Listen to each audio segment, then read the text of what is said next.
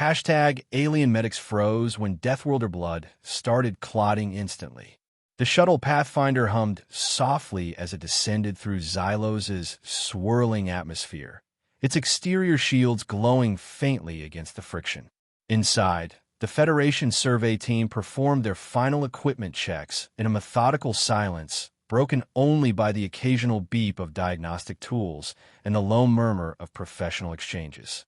Atmospheric composition matches preliminary scans, announced Chief Medic Xyler, his exoskeletal fingers moving with precision across the medical console.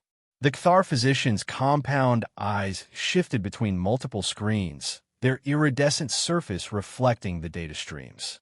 Breathable for all team members, though humans may find the higher oxygen content stimulating. His gaze flicked toward Dr. Eris Thorne, the lone human member of the expedition. Thorne looked up from securing her geological sampling kit and flashed a quick grin. "You mean I might get a bit lightheaded? Wouldn't be the first time." She tightened the last strap with a firm tug. Besides, a little extra oxygen never hurt anyone. The statement made Xyler's antennae twitch almost imperceptibly. The human's casual attitude toward physiological alterations was yet another reminder of their perplexing biology. In Cthar medical tradition, any deviation from homeostasis was to be treated with the utmost caution. Captain Trell, the mission commander, rose from her command chair, her amphibious skin glistening with a thin protective layer of mucus, a natural response to stress that her species couldn't entirely suppress. "Final briefing, team," she said, her melodious voice carrying a natural resonance. Xylos represents a significant discovery, fertile, resource-rich, and with promising geological formations. Holographic images bloomed around the cabin, showing dense forests of alien vegetation, spiraling rock formations, and preliminary readings indicating valuable mineral deposits. "Our mission parameters are clear," Trell continued. "Geological survey, biological sampling, and preliminary assessment for potential resource utilization or colonization. We maintain Federation safety protocols at all times." Her large eyes lingered meaningfully on Thorne. At all times. Thorne recognized the subtext. This wasn't her first expedition, nor her first time being singled out as the potential safety risk. Humans had joined the Federation relatively recently, and their reputation as Deathworlders, organisms evolved on a planet that would kill most sentient species within hours, preceded them everywhere. "Don't worry, Captain," she replied with practiced patience. "I'll stick to protocol." The shuttle touched down in a small clearing amid towering vegetation that resembled Earth's ferns but scaled up dramatically, with fronds as large as sailing ships swaying gently in the humid breeze. The team quickly established their base camp, setting up the modular habitat structures and activating the defensive perimeter, standard procedure for any unexplored world. "Perimeter sensors active," reported Security Officer Nellex, a burly Varian whose crystalline skin sparkled in the alien sunlight. "Motion and heat detection set to maximum sensitivity." Captain Trell nodded approval. "Excellent. Dr. Thorne, your assessment of our immediate surroundings?" Thorne had been examining her handheld scanner, comparing readings with her extensive mental database of geological formations. "We're on stable ground here, sedimentary rock base with good drainage. The real interesting stuff is about 2 kilometers east, though." She pointed toward a ridgeline visible beyond the giant ferns. "Those formations show signs of tectonic activity and possible mineral compression consistent with xenithium deposits." Trell considered this. Xenithium was a rare element crucial for next-generation warp drives, a potential justification for the expense of this expedition. "Very well. We'll organize a survey team to investigate." She glanced at her command tablet. "Xyler, Thorne, Nellex, and Vren will form the advance team. Standard sampling protocols, constant communication." Within the hour, the small group had made their way through the dense undergrowth, with Thorne occasionally stopping to examine particularly interesting rock formations or soil samples. The alien jungle was alive with sounds, chirps, hums, and occasional low rumbles that seemed to vibrate through the ground itself. "Fascinating ecosystem," remarked Vren, the team's xenobiologist, his elongated digits collecting samples of the unusual purple moss that clung to many of the trees. "Completely different biochemical basis than anything in the Orion sector." Thorn nodded, her attention divided between the scientific wonders and the practical concerns of mapping their route. "The biodiversity is impressive, but keep an eye out for signs of larger fauna. These plants show grazing damage, consistent with substantial herbivores, which means predators," finished Xyler, his voice tense. His species had evolved on a world with few large predators, and their evolutionary psychology made them particularly sensitive to such threats. "Just being cautious," Thorn said, softening her tone. She sometimes forgot how her matter-of-fact approach to potential dangers could unnerve her non-human colleagues. What was simply pragmatism to her often registered as alarming recklessness to them. They reached the ridgeline Thorn had identified, discovering a series of rock outcroppings interspersed with cave entrances. The geological scanners immediately began registering significant mineral deposits. "This is promising," Thorn said, examining the readings. "Definite xenithium signatures, plus several rare earth elements." She approached one of the cave entrances, her scanner extended. "The highest concentration seems to be inside this formation." Xyler hung back slightly. "We should wait for the security drones before exploring any caves." "Just taking preliminary readings from the entrance," Thorn assured him, not wanting to seem dismissive of safety protocols, even though she'd personally explored far more dangerous environments on Earth with less equipment. The attack came without warning. A blur of motion erupted from the dense undergrowth to their right, not from the caves they'd been cautiously watching. The creature moved with terrifying speed, a low-slung body covered in metallic-looking scales that gleamed like razor blades in the filtered sunlight. Its 6 limbs ended in hooked claws, and its elongated jaw held rows of serrated teeth. "Razorback!" shouted Nelix, raising his defensive stunner too late. The predator launched itself directly at Vren, who stood frozen in terror, his species' fight-or-flight response heavily weighted toward the latter, but executing neither. Thorn reacted on pure instinct. Years of fieldwork on Earth's most unforgiving terrains had honed her responses to danger into something approaching reflex. She lunged forward, shoving Vren roughly aside, just as the razorback pounced. Searing pain exploded along her left arm as the creature's jaw clamped down. She felt the terrible pressure of teeth designed to shear through exoskeletons and tough alien hides, but now testing themselves against human flesh and bone. Thorn didn't scream. That was another reflex trained out of her through years of surviving Earth's dangers. Instead, she drove her reinforced sampling tool directly into the creature's eye with her free hand. The razorback shrieked, a sound like tearing metal, and released her, backing away with blood oozing from its injured eye. Nelix finally managed to fire his stunner, the energy pulse catching the creature mid-retreat and sending it crashing into the underbrush. "More coming," Xyler warned, his compound eyes detecting movement in the vegetation around them. "At least 3 more signatures approaching rapidly." "Fall back to base camp," ordered Nelix, taking command of the immediate situation. "Defensive formation. Thorn, can you move?" Thorn was already applying pressure to her mangled arm, blood seeping between her fingers despite her efforts. "Yeah," she grunted, the pain now a white-hot presence she compartmentalized through sheer will. "Let's go." The retreat was chaotic but coordinated, with Nelix taking point and Xyler supporting Thorn while simultaneously monitoring his portable medical scanner. Vren brought up the rear, his natural camouflage abilities now fully engaged, his skin matching the surrounding vegetation almost perfectly. They could hear the razorbacks following, occasionally visible as flashes of metallic scales through the undergrowth. The predators seemed to be hunting as a pack, attempting to flank them, but held at bay by Nelix's periodic stunner blasts. "Base camp, this is Survey Team," Nelix transmitted through his communicator.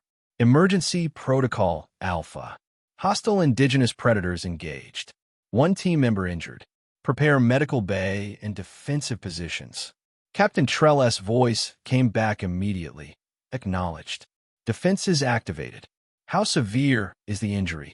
Before Nelex could respond, Xyler cut in, his clinical tone belying the concern evident in his rapid antennae movements.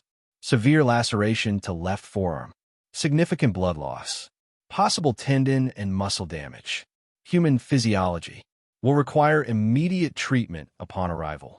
Thorn wanted to tell them she'd had worse, which was true, but conserved her energy for maintaining their pace back to camp.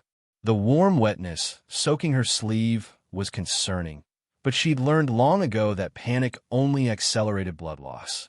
They reached the base camp perimeter with the Razorbacks still in pursuit, slipping through the defensive barrier as it momentarily deactivated to admit them before re-engaging with increased power.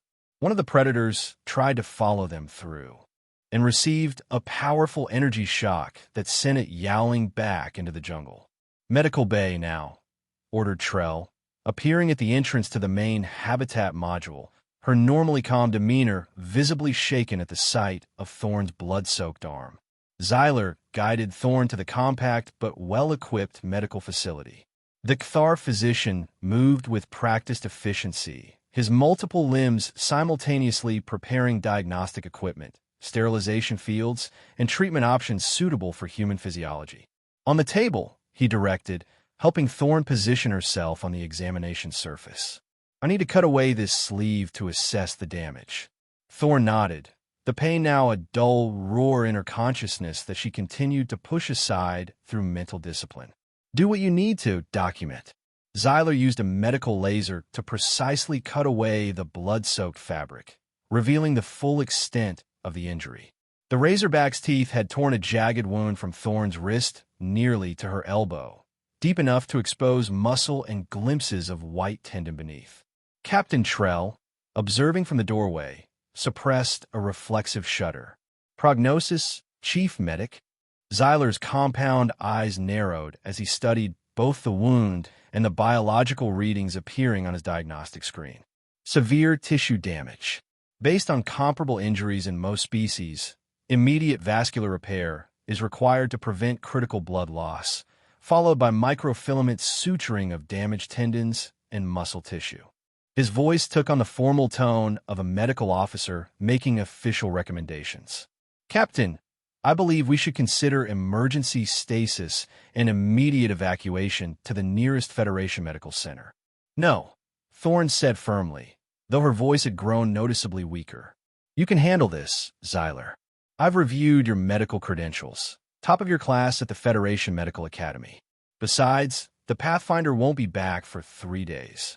Xyler hesitated, his antennae twitching with uncertainty. Human physiology is not my specialization. The potential for error is acceptable. Thorn finished for him. Trust me, this looks worse than it is. She managed a weak smile. Deathworlder, remember? Trell moved closer to the examination table.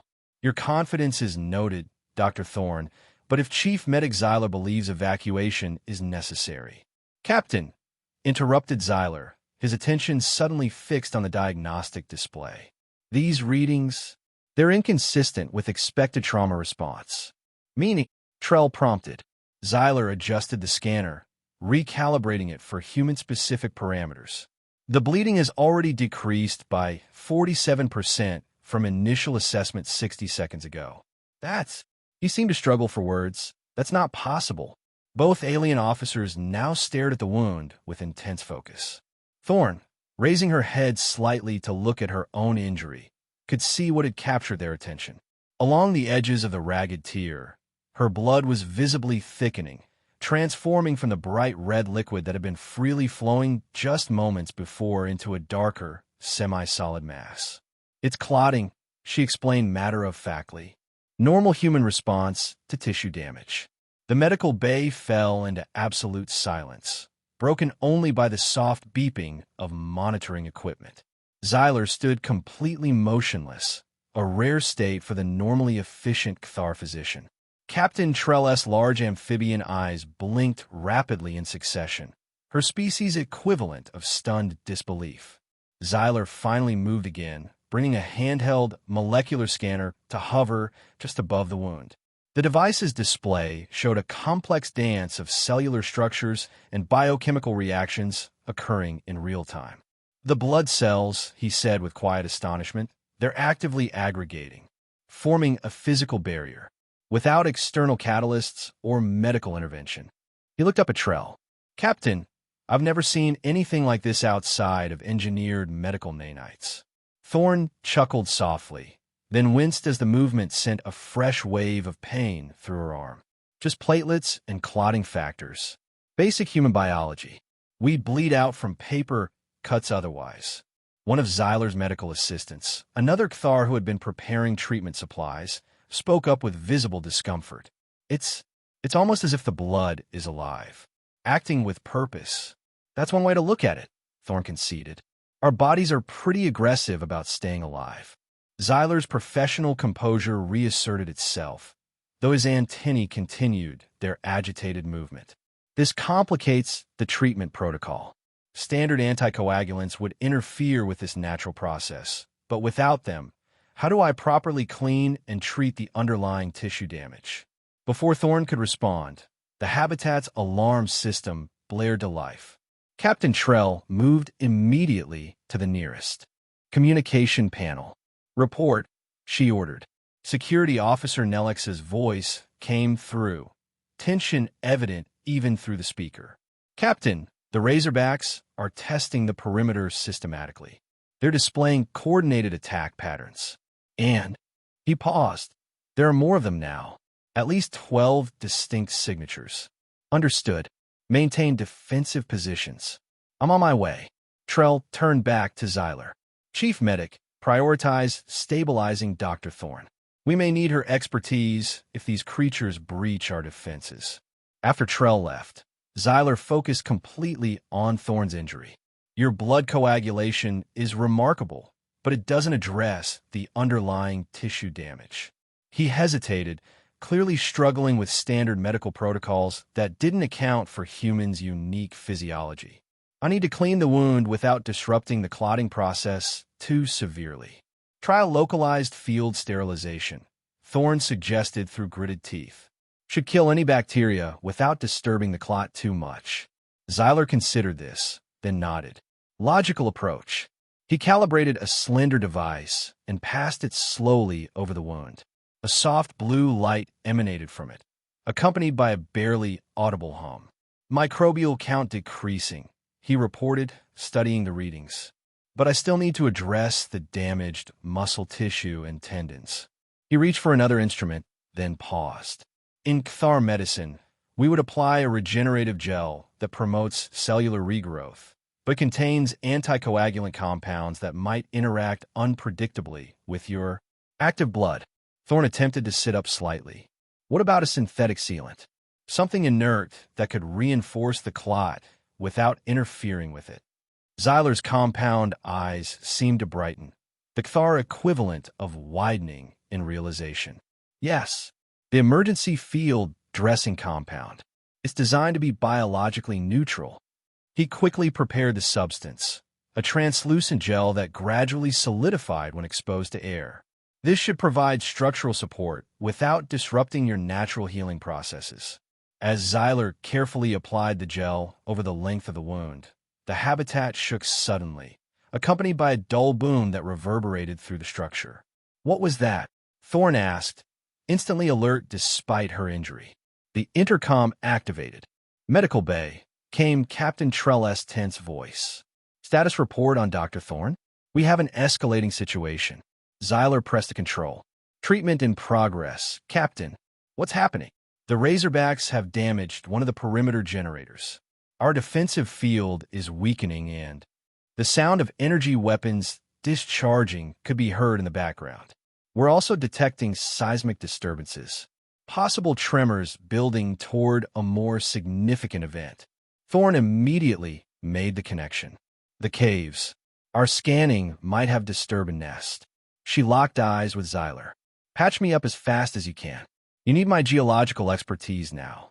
The Kthar physician seemed torn between medical caution and the immediate threat to the entire team. You've lost significant blood.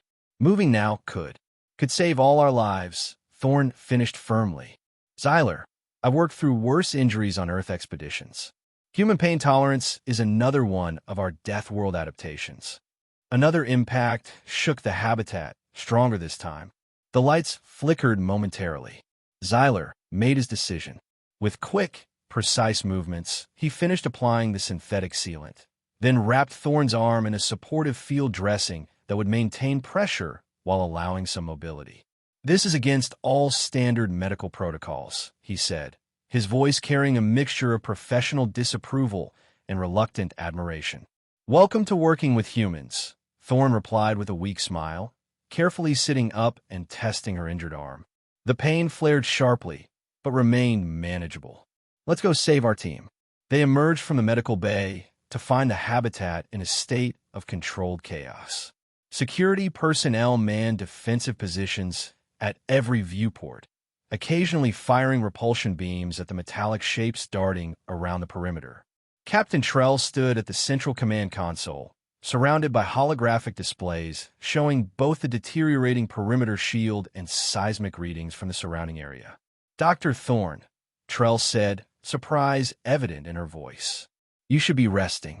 No time for that, Thorn replied, moving directly to the geological readings.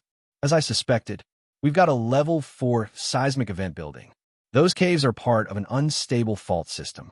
She studied the data intently, wincing occasionally as pain shot through her arm. The Razorbacks are fleeing the caves, not just hunting us. They sense the coming quake. Evacuation options? Trell asked immediately, always focused on practical solutions. Thorn accessed the topographical survey they'd compiled during landing. The shuttle landing area is too exposed, and these tremors will intensify within the hour. We need better shelter. She highlighted an area on the map. There's a formation here, about a kilometer south. Natural rock overhang with solid bedrock beneath. It should withstand the quake better than these habitats. Through Razorback territory, noted security officer Nelix grimly. They'll be more focused on their own survival than hunting, Thorn countered. Besides, they're fleeing north. We'll be moving perpendicular to their path. The habitat shook again, more violently this time.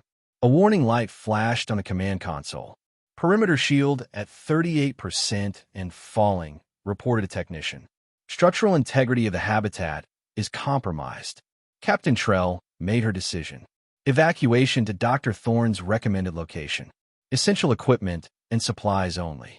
Security team will form a protective perimeter during transit.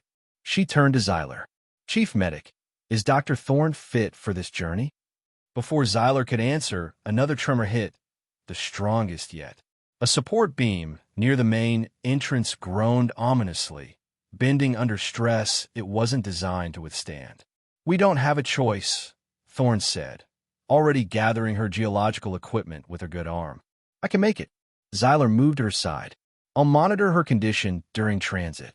To Thorn, he added quietly, the synthetic sealant should hold if you don't exert yourself too strenuously, but the underlying damage remains severe. The evacuation proceeded with remarkable efficiency, a testament to Federation training protocols. Within 15 minutes, the team had abandoned the habitat, each member carrying essential equipment or supplies. The security team formed a protective ring around the scientists and medical personnel, weapons at ready. The jungle around them seemed to vibrate with tension, both from the building's seismic activity and the unnatural silence that had fallen as the local wildlife either fled or hid from the coming disaster. The giant fern-like plants swayed ominously, not from wind but from the subtle trembling of the ground beneath them. Thorn took point alongside Captain Trell, using her geological scanner to monitor the increasing tremors while guiding them toward the rock formation she'd identified. Despite Xyler's medical concern, she maintained a steady pace, though the Kthar physician noticed the growing pallor of her skin and the fine sheen of sweat that had developed on her forehead. Your body temperature is rising, he noted quietly, scanning her with a medical device as they walked. and your blood pressure is dropping. Classic signs of shock in humans. I'm fine, Thorn insisted, though her voice lacked its usual conviction. Your species' definition of fine continues to confound me. Xyler responded with what might have been the Cthar equivalent of dry humor. They had covered approximately half the distance to their destination when a particularly strong tremor caused several team members to stumble. Thorn caught herself against a tree trunk, inadvertently putting pressure on her injured arm. She couldn't suppress a sharp gasp of pain. Xyler was at her side instantly. The wound has reopened partially, he reported after a quick examination. The synthetic sealant is still largely intact, but there's fresh bleeding underneath. Captain Trell joined them. Can she continue? The ground beneath them gave another threatening shudder, more sustained this time. In the distance, they could hear the cracking of trees being uprooted. We have to, Thorn said through clenched teeth. We're running out of time. As if to emphasize her point, a deafening crack split the air as a massive fern tree crashed to the ground less than 50 meters from their position. Move out, ordered Trell. Maximum pace. They redoubled their efforts, practically jogging through the increasingly unstable terrain. The tremors were coming more frequently now, making each step a challenge. Xyler supported Thorn as best he could, his concern growing as her medical readings continued to deteriorate. They had nearly reached the rock formation when disaster struck. A fissure opened in the earth directly in their path, spreading rapidly like a zipper being torn open. Two team members barely jumped clear as the ground beneath their feet disappeared. Alternate route, called Nelex, already scanning for options. Thorn, despite her weakened state, focused her remaining energy on the geological scanner. No time, she said, her voice strained but determined. The quake's epicenter is shifting. We need shelter now. She pointed toward their destination, now cut off by the widening fissure. That formation is still our best option. We can't jump this gap, protested Vren, the xenobiologist who had remained notably quiet since the Razorback attack. Thorn stared at the fissure, her mind racing through possibilities.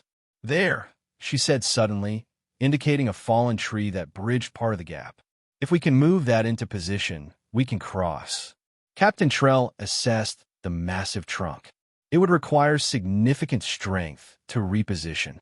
The hydraulic field supports from the habitat structure, suggested one of the engineers. We salvaged 2 units.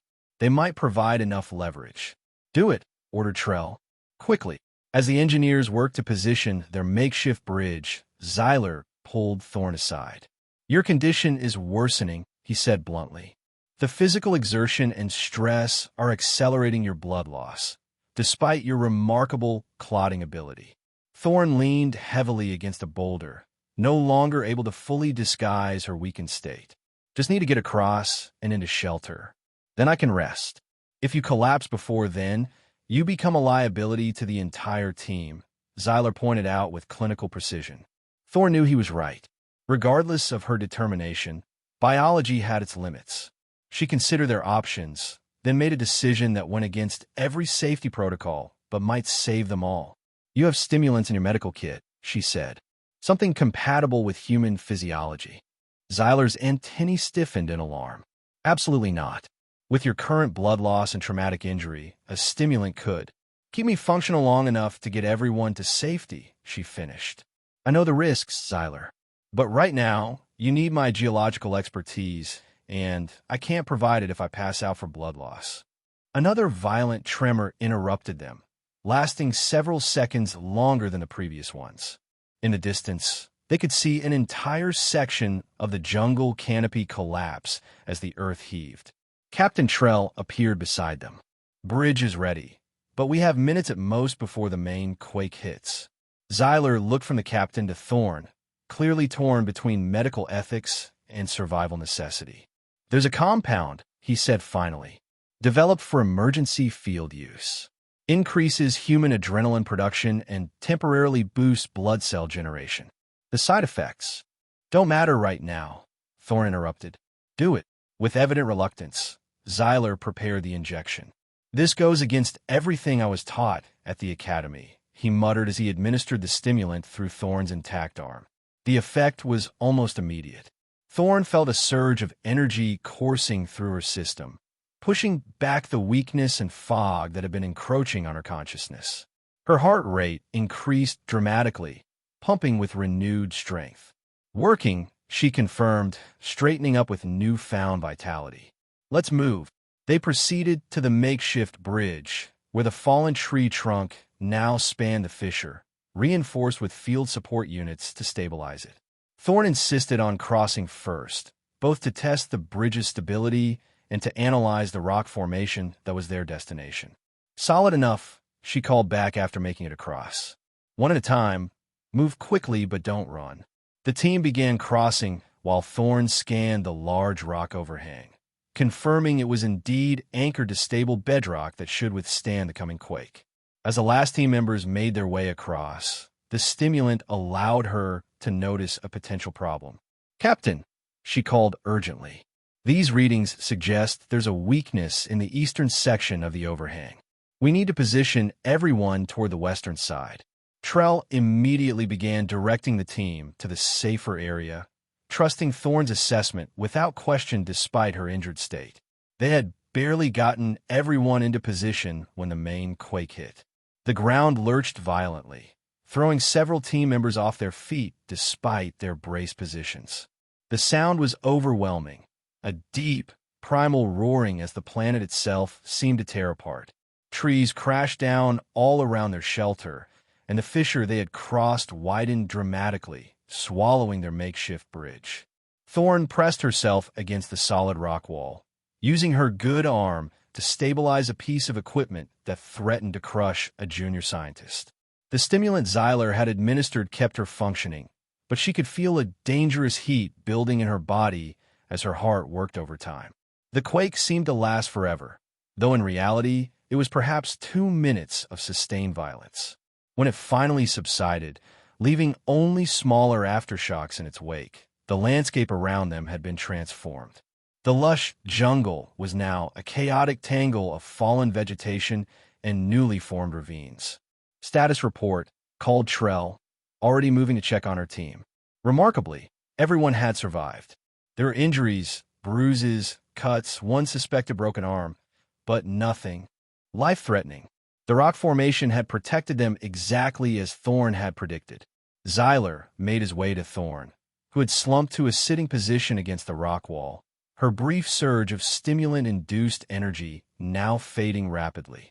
"That," he said as he scanned her, "was the most reckless medical decision I have ever been party to." Despite his words, there was a note of genuine respect in his voice. "And possibly the only reason we all survived." Thorn managed a weak smile. "Deathworlders are good at surviving against the odds. It's kind of our thing." Xyler's scan results clearly troubled him. "The stimulant is placing tremendous strain on your cardiovascular system. And your wound." He carefully removed part of the dressing to examine it. "Fascinating. Despite the additional trauma, your blood has formed an even thicker coagulation layer. It's almost as if the increased circulation accelerated the clotting response rather than hindering it. Evolutionary adaptation," Thorn explained, her voice growing fainter. "Higher heart rate means faster blood loss, so faster clotting to compensate." She closed her eyes briefly, fighting to remain conscious. "Our bodies really don't like dying." A sentiment shared across species, Xyler noted, though perhaps not pursued with such aggressive biological mechanisms. Captain Trell joined them, having completed her assessment of the team. "The Pathfinder has received our emergency signal and is diverting to our position. Estimated arrival in 17 hours.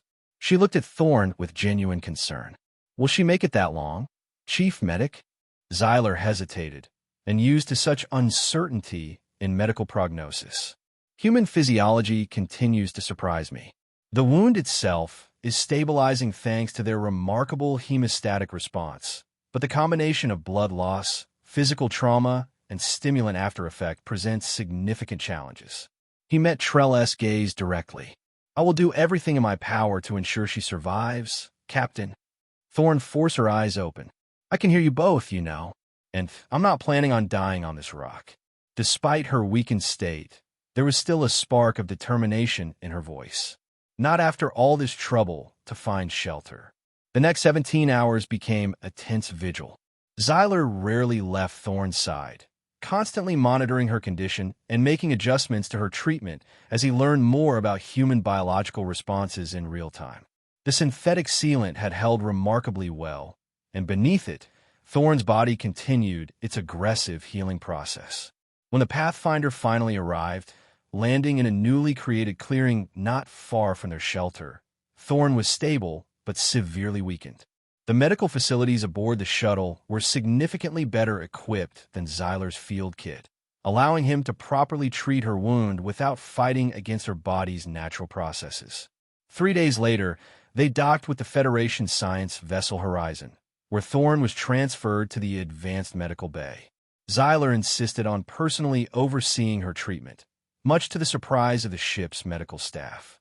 "You've developed quite an interest in human physiology, Chief Medic," observed the Horizon's doctor, a centauri with translucent skin through which his complex circulatory system was visible. "A professional necessity," Xyler replied, though his continued presence at Thorn's bedside suggested something beyond mere professional obligation.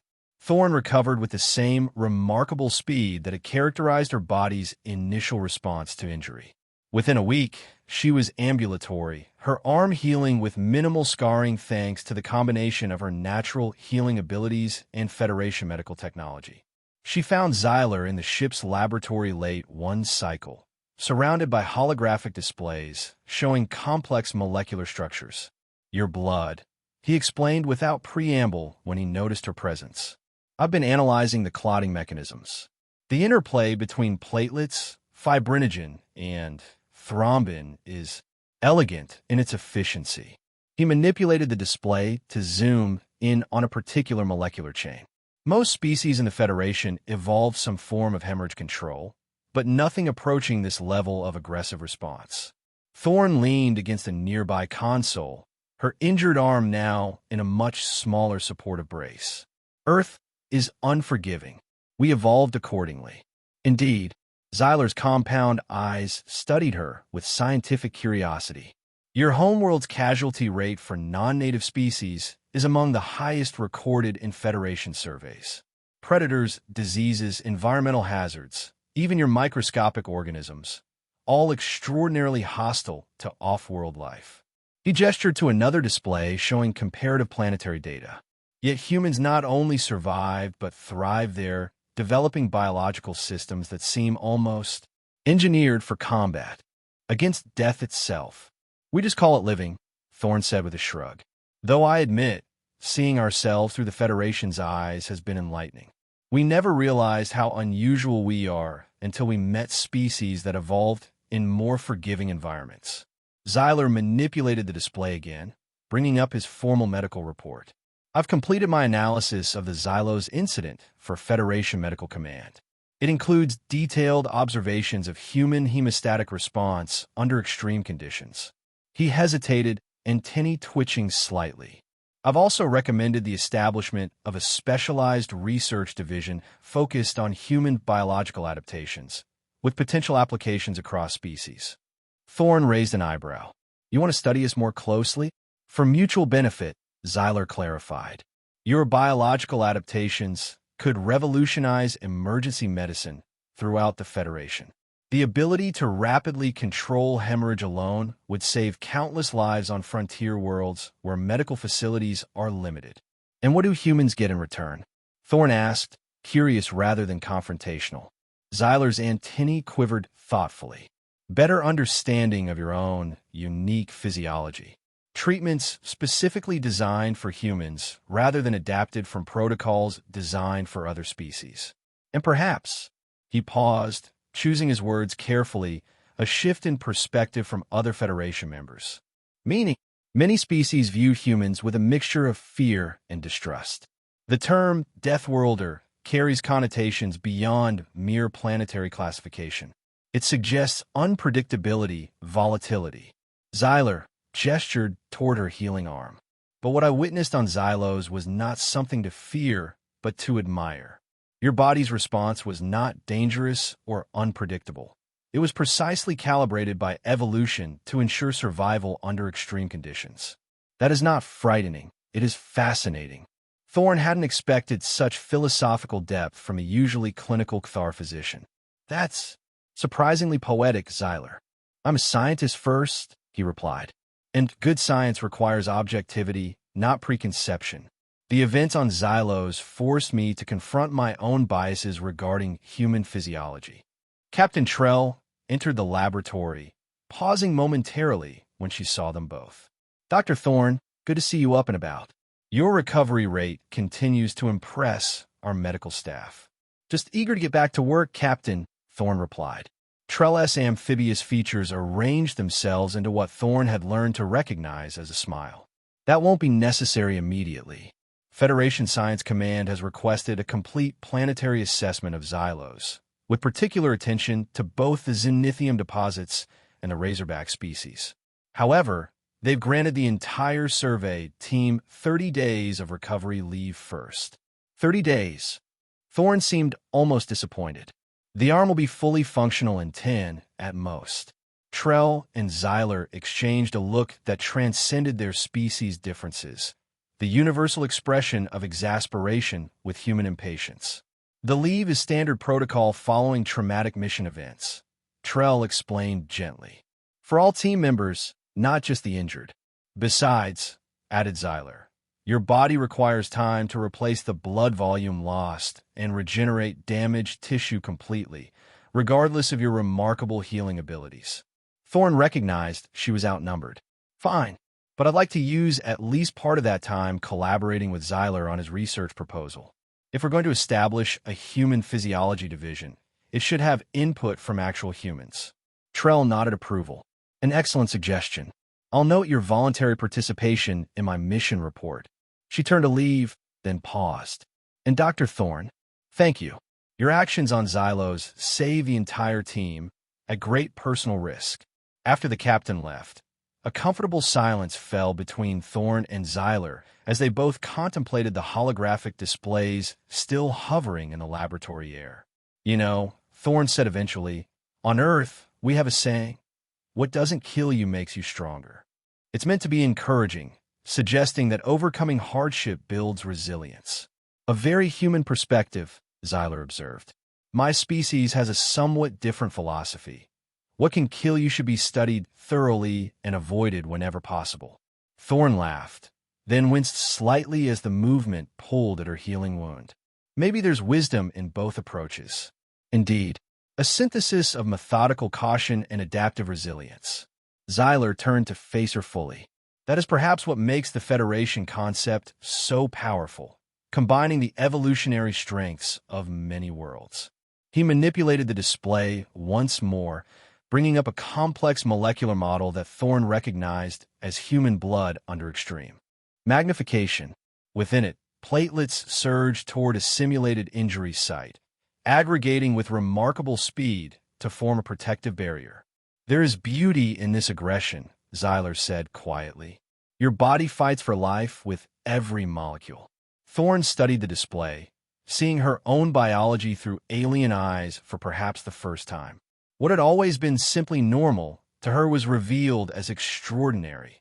Cells and proteins engaged in an elaborate, lightning-fast dance choreographed by millions of years of evolution on a planet that had tried countless ways to kill her ancestors. I never thought of it that way, she admitted. To us, it's just how things are. Perhaps that is the most profound difference between our species, Xyler suggested. Humans take for granted biological processes that would be considered miraculous medical interventions on many Federation worlds. The following weeks saw the development of an unprecedented collaboration. Xyler's initial research proposal expanded into a comprehensive study, with Thorne providing both scientific input and herself as a willing research subject. Together, they documented not just the hemostatic response that had so astonished the Kthar physician on Xylos, but dozens of other uniquely human adaptations: accelerated wound healing, remarkable pain tolerance, efficient toxin processing, and extraordinary stress response mechanisms. Their findings were compiled into a report that caused a sensation within Federation Medical Command. Requests for follow-up studies poured in from research institutions across multiple systems. Several Federation member species with particular medical vulnerabilities expressed urgent interest in potential applications of human-inspired treatments. On the final day of their recovery leave, Thorne found Xyler in the observation deck of the Horizon, his angular form silhouetted against the vast starfield visible through the transparent dome. The science vessel was preparing to return to Xylos, where they would continue their survey with enhanced safety protocols and a much greater respect for the planet's dangers. Thinking about our return to the planet of razor-toothed predators and earth-shattering quakes, she asked, joining him at the viewport. Contemplating adaptability, he replied, both planetary and personal. Thorne nodded, understanding. You've come a long way from freezing in shock at the sight of clotting blood. As have you, from a patient who requires my treatment to a colleague who is revolutionizing my understanding of xenobiology. He turned to her, compound eyes reflecting the starlight. My initial assessment of you was incomplete at best, prejudiced at worst. First contact between species is always complicated, Thorne said charitably. We bring our evolutionary baggage with us, whether we recognize it or not. A profound observation. Xyler's antennae moved in a pattern Thorne had come to recognize as contemplative. Federation xenobiologists have long categorized worlds by their threat levels, with death worlds at the extreme. But perhaps we should instead categorize by the adaptations they inspire in their native life. Earth would then be distinguished not by its dangers, but by the remarkable solutions evolved to overcome them. Thorne smiled. That's a perspective I could get behind. Instead of Deathworlders, call us survivors. Innovation worlders, suggested Xyler with what Thorne now recognized as Cthar humor. Though I suspect the taxonomic committees would resist such terminological changes. Bureaucracy, the one constant across all intelligent species. They shared a moment of cross-species amusement, then turned their attention back to the stars. Somewhere out there, Xylos waited for their return, its dangers now better understood, but no less real. And beyond it, countless other worlds with their own evolutionary challenges and solutions, their own versions of what it meant to survive and thrive. You know, Thorne said thoughtfully, there's an old Earth saying, the blood is the life. It's usually meant metaphorically, but after everything that happened on Xylos, it takes on a more literal significance, Xyler finished. The molecular battle against entropy that defines all living things, made visible in moments of crisis. Exactly. Thorne glanced down at her arm, now almost completely healed. I'm glad my blood gave you a scientific epiphany, even if it was slightly traumatic for everyone involved. In Cthar's scientific tradition, the most valuable discoveries often emerge from the most disruptive observations, Xyler replied. When reality contradicts expectation, true learning begins. As the Horizon prepared to jump to warp, carrying them back toward the planet that had nearly killed them and had certainly changed them, Xyler added one final observation. Perhaps that is the greatest lesson from our experience on Xylos. Not just that human blood clots with remarkable efficiency, but that preconceptions, like blood, should sometimes be allowed to flow freely away, making space for new understanding. Thorne nodded agreement, watching as the stars outside the viewport stretched into streaks of light. Whatever dangers awaited them on their return to Xylos, they would face them with something beyond their individual evolutionary adaptations. The combined strength of different biological perspectives, each with its own unique approach to the universal challenge of survival. In the medical bay aboard the Horizon, Xyler's final research notes remained displayed on a monitor, the conclusion highlighted for submission to Federation Medical Command. The human hemostatic response, once viewed as an alarming biological anomaly, represents instead a sophisticated evolutionary solution to the challenges of a high-threat environment. Further study promises not only enhanced medical protocols for emergency treatment across species, but also a profound reassessment of how we categorize and understand the diverse evolutionary paths that have led to intelligent life throughout the Federation. What initially appears as biological aggression may, upon closer examination, reveal itself as elegantly optimized survival mechanism. A reminder that life, in all its forms, fights to continue with whatever tools evolution has provided. Beneath this formal scientific conclusion, Xyler had added a personal note, visible only to himself and Thorn. When the blood of a Deathworlder clots before your eyes, you have two choices: recoil in fear of the unfamiliar, or recognize the beauty in a system perfectly designed to preserve life against all odds. The former reaction limits knowledge. The latter expands it infinitely. I am grateful that circumstances forced me beyond my initial response, revealing not only the remarkable adaptations of human physiology, but also the limitations of my own perspective. In science, as in the universe itself, it is often at the boundaries of our understanding that the most significant discoveries await.